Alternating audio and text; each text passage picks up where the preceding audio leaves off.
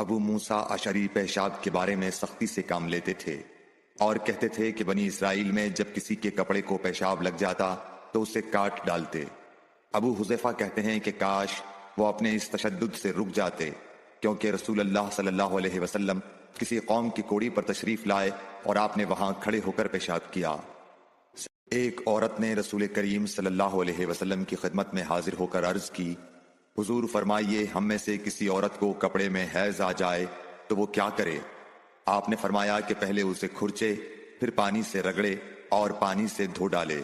اور اسی کپڑے میں نماز پڑھ لے۔ صحیح ابو حبیش کی بیٹی فاطمہ رسول اللہ صلی اللہ علیہ وسلم کی خدمت میں حاضر ہوئی اور اس نے کہا کہ میں ایک ایسی عورت ہوں جسے استحاضہ کی بیماری ہے، اس لیے میں پاک نہیں رہتی، تو کیا میں نماز چھوڑ دوں؟ آپ نے فرمایا نہیں، یہ ایک رگ کا خون ہے، حیض نہیں ہے، تو جب تجھے حیض آئے تو نماز چھوڑ دے، اور جب یہ دن گزر جائیں تو اپنے بدن اور کپڑے سے خون کو دھو ڈال، پھر نماز پڑھ۔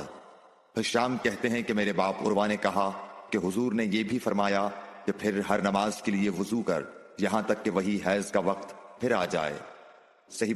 حضرت عائشہ رضی اللہ تعالی عنہا فرماتی ہیں کہ میں رسول کریم صلی اللہ علیہ وسلم کے کپڑے سے جنابت کو دھوتی تھی،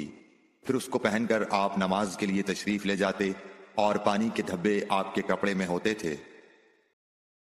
حضرت عائشہ رضی اللہ تعالی عنہا سے اس منی کے بارے میں پوچھا گیا جو کپڑے کو لگ جائے،